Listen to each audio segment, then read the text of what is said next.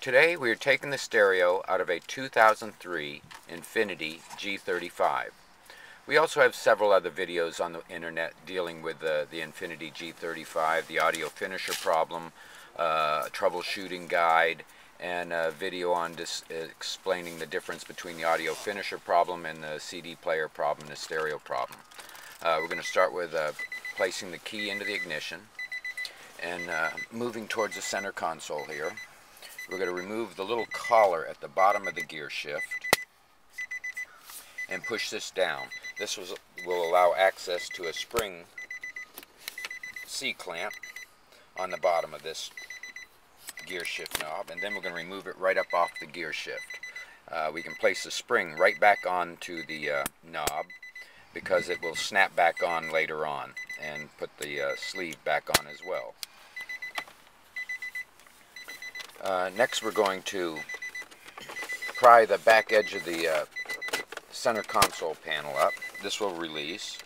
We're going to push the button down on the gear shift and pull it back to a lower gear after prying and set the parking brake.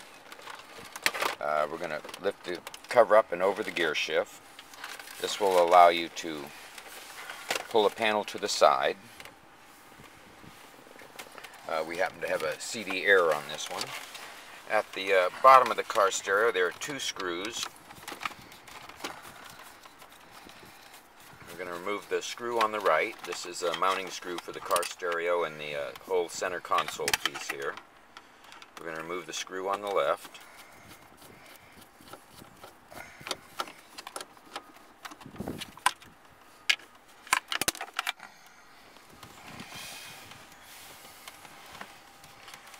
Next we're going to start with the assembly around the clock. This is very important, but with age these panels tend to get more brittle with age and stick to the plastic of the dash.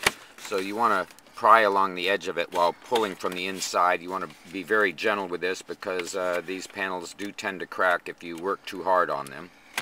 And here we've released that panel back. There is a connector on the back here, and we're going to push the trigger in on the connector and release that and set the panel to the side. Next there are two screws that are holding the clock assembly into the dash. We're going to remove the one on the right. The screw on the left side as well. And we're going to move this out and wiggle it loose. And there is also a connector on this. And we're going to push that connector down and release the clock. These triggers can be somewhat difficult, so a little pry pressure on them down. Also, we will be having a video on repairing the clock assembly that deals with replacing the light bulbs. There's one mounting screw at the very top here that's exposed from removing the clock that we're going to remove. And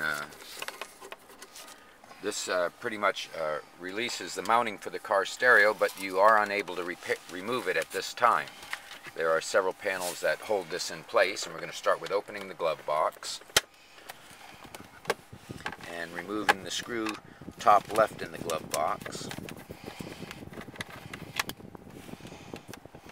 There are also two screws at the latch that lock the glove box up that we're going to remove, and also remove the latch as well. This latch is keyed, so it'll only go back in one position. Like all the connectors in this car, there is no putting a connector in the wrong spot because they're all keyed and fit only one spot. We're going to remove the screw over on the right side of the glove box. Down underneath, we're going to remove one screw at the bottom left corner under the glove box.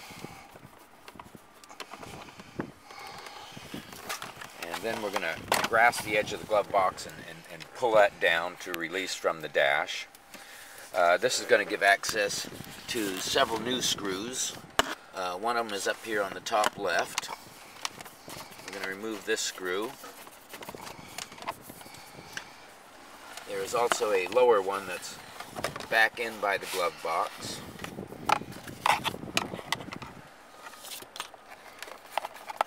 And we're going to remove that screw.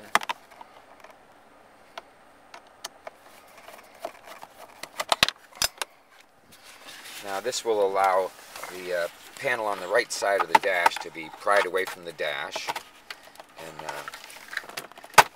release it from the dash. This gives clearance between the side of the radio and the dash, and the clearance for the AC vents up there, or the bottom of the AC vent right here from behind this panel. Now we're going to switch sides here, and we're going to move the steering column to the up position, and we're going to pry in to the left of the AC vents and pull the panel below the steering column down. This again is going to allow access to a screw up here in the top.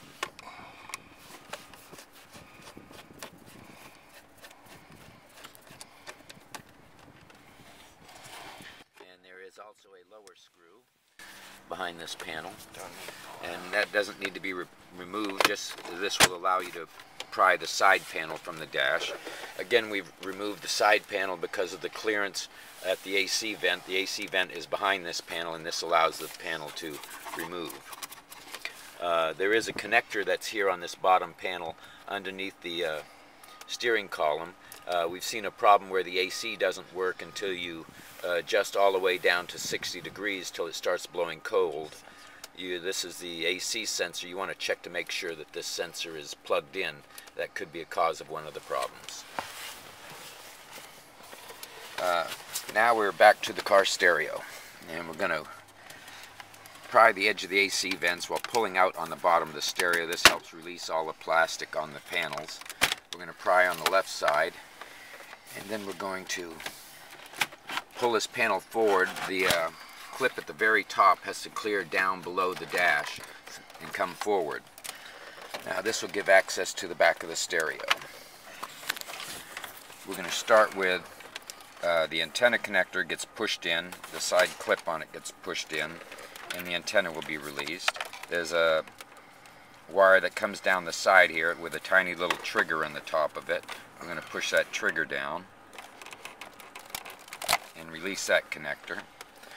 And there are 4 more connectors here on the back of the stereo dealing with the steering wheel column, or the steering wheel controls.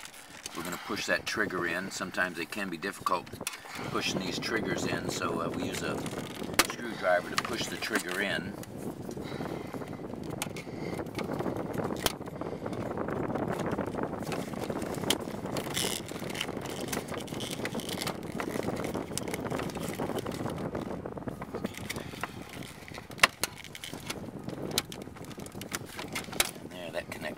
Out.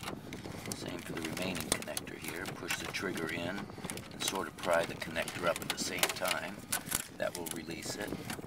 And the final connector, push the trigger in, and that takes it out. Now we have I mentioned several other videos for removing this stereo from the front panel and repair the finisher board, which the dealership says this is a problem, which it is not. Please see our other video for this troubleshooting and so on. Hope this video helps. Please give us a thumbs up. Thank you. During the reinstallation process, we're going to go through several steps here that deal with straightening out the CD changer. We've taken this stereo into the shop and taken care of the problems that we commonly see with this. And we're back in the car and going to show how to reinstall this stereo so that you don't continue to have CD changer problems, or possibly it can act as a reset for the CD changer. First, at the gear shift, there's a little white lever on the side. We're going to push that down, which will allow you to unlock the gear shift so we can get the stereo back towards the dash.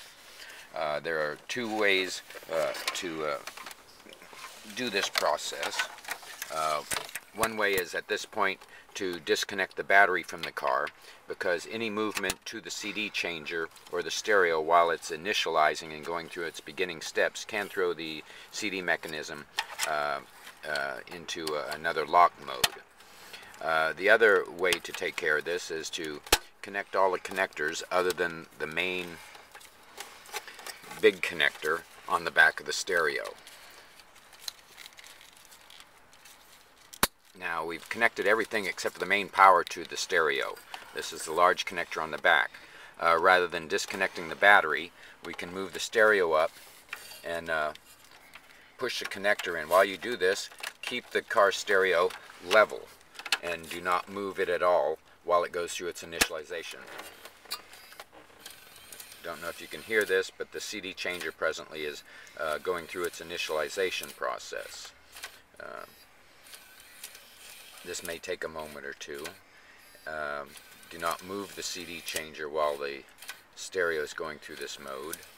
What it's doing is checking for CDs, checking all 6 slots and going through them one at a time to see if they're either empty or full, and then setting itself to its 0 position so that it can begin to play. The initialization is now finished, and we're going to install the stereo back into the dash and reverse from the process of removing it.